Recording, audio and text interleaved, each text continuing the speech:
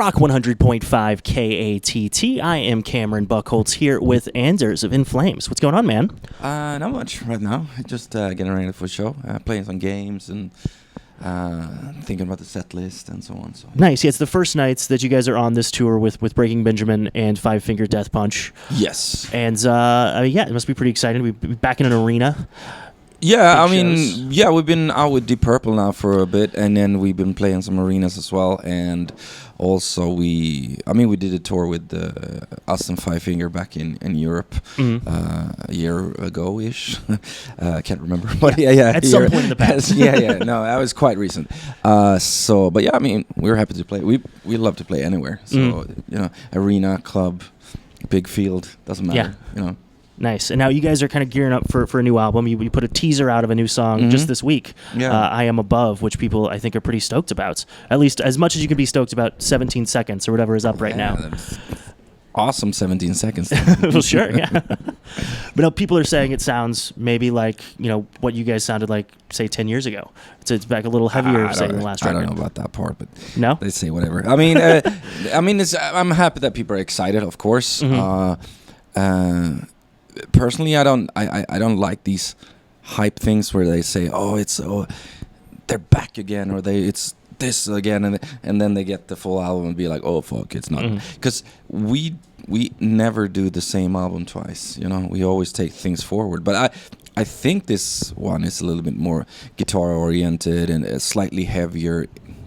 Don't take heavier for granted, but it has a different feel to it, and I'm super happy. It's everything that we are. It's melodic. It's aggressive. It's big. Big choruses. I hope people like it. If you're familiar with In Flames as a band as we are today, I've been for a while. Then I don't think you're gonna get disappointed.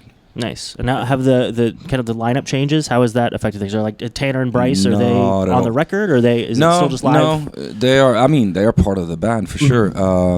But no, it's me, Björn. Been working, for 3 months for this album, and we are a strong band, and I think live everybody comes together. But when it comes to writing, it's. You don't want too many chefs. It's like we've been doing it for such a long time. We know what we want, and we want to get there as fast as possible. You know what I mean?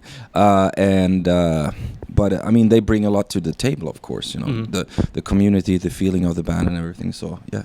Awesome guys. Nice. And now you mentioned being on the road with Deep Purple, which I know you were just down in Mexico with them, which I think here in the States, people would think that's a very odd lineup. Yeah. But in Mexico, it worked? I thought it was odd as when they called us as well and said, do you want to go on the tour? And I was like, okay. It's not April 1st, right? But, we love Deep Purple. And then the thing is when people, speaking about our music and our influences and such, and think, no matter how much we change and transform as a band, Deep Purple and those type of bands, they were the first bands we heard. That's where we draw our inspiration from. Not that an In Flames riff sound that much alike to Deep Purple, but that's where the energy comes from. It's still the framework of... and it's it's music. Good music will survive, and I really think that it worked really good, Yeah. And I think it's cool when there's a little bit. Not all the band sounds exactly the same. There's something for everyone.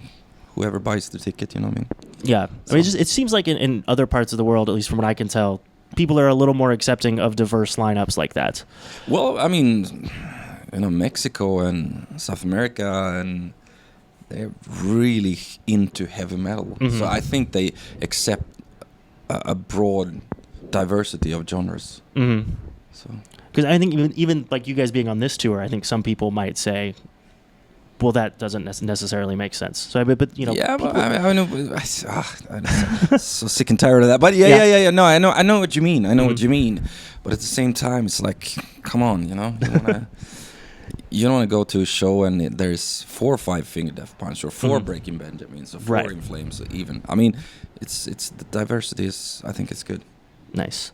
And now this last cycle, you guys kind of ended it with a covers EP, which. How do you kind of decide what to choose? Because I feel like, you know, if you were to say, hey, In Flames is doing a covers album, you wouldn't necessarily expect a Chris Isaak song.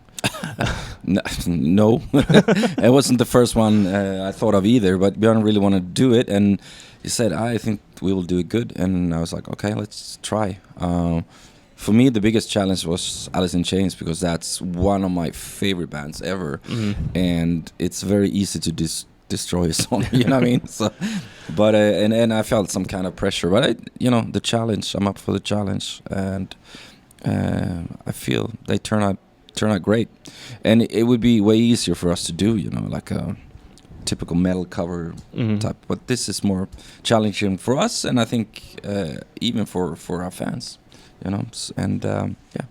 Awesome. Well, Anders, thank you so much for sitting down with me. Thank you for having me. And looking forward to the new record and stoked for the show tonight, man.